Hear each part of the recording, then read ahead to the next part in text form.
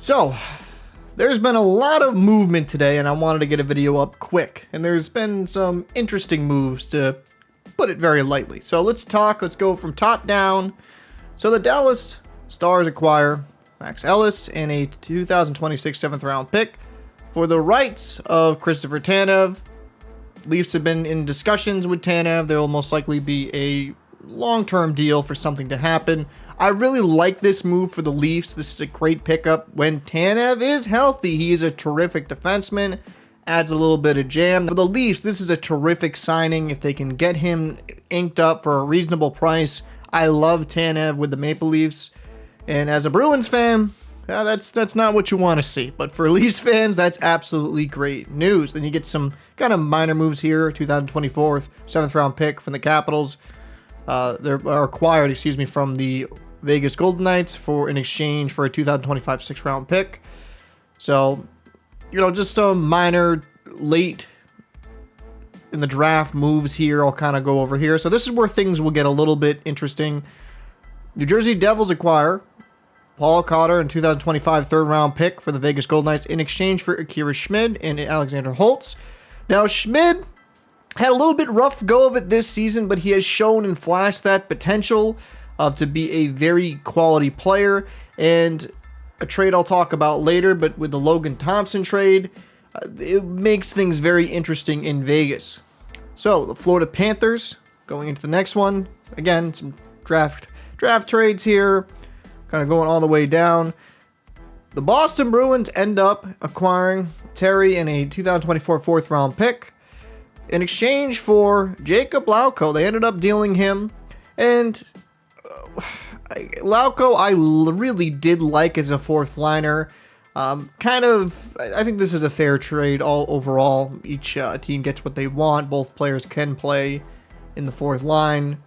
That's not a bad move whatsoever. And this is where I'll kind of keep scrolling down, because this is just kind of draft trade.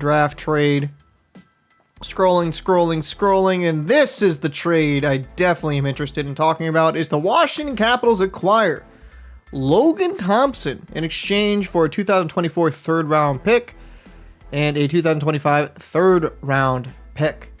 Now this means they're fully betting on Adin Hill, and Adin Hill has looked good when he has stayed healthy, but the key word is being healthy. Thompson, all-star level quality goaltender. When he stays healthy, he has shown the flashes to be a very good starter in this league. And considering the Capitals did deal Kemper just a few days ago, a tandem of Lindgren and Thompson, that's very solid. The Capitals, I think, have improved their goaltending situation. So there's some red flags here for me, though, if I'm a Knights fan. Adin Hill, can he stay healthy? He has shown the ability to help you win a Stanley Cup, but he's got to stay healthy. And going in the backup role, if it is Akira Schmid, that is definitely a downgrade. Now, understanding that Thompson is going to be looking, there'll be a bigger hit against the cap soon enough. He's going to expect definitely a big increase.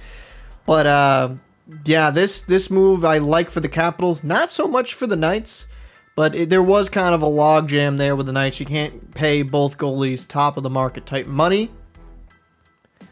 Pittsburgh Penguins acquire Kevin Hayes. He's had a few rough years, but hey, it's hopefully he can turn things around. And the Penguins acquire a 2nd round pick, and for future considerations, the greatest trade piece of all.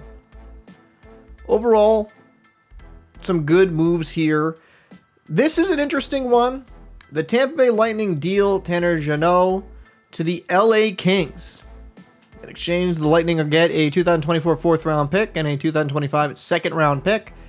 And considering how much they gave up for Jeannot, this is it's good to get off of him now, but definitely shows that was a massive overpay. It just didn't work out with the Lightning. Yes, he had some injuries, but overall just was not a good deal.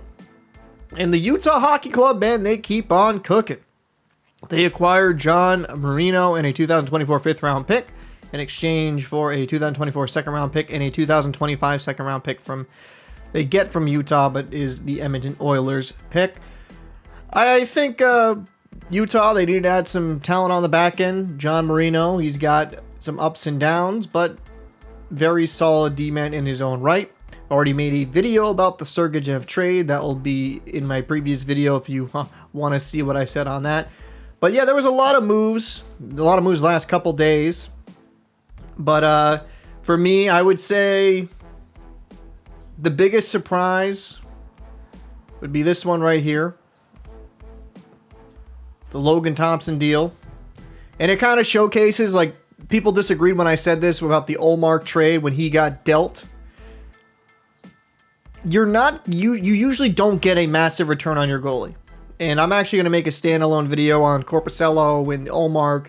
I mean, I think Ottawa got the rare, pretty damn good return for a goaltender that was kind of subpar for them.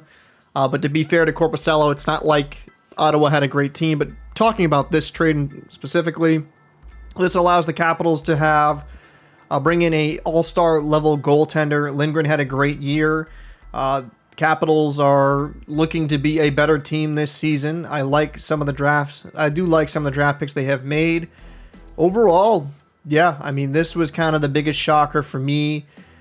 Dealing Logan Thompson and only really getting a third-round pick kind of showcases that, I mean, you get 2 third-round picks, but kind of showcases the goaltending market, and when you're dealing with a goalie, it can be very Jekyll and Hyde. You either get a solid return or a bad one, generally a bad one.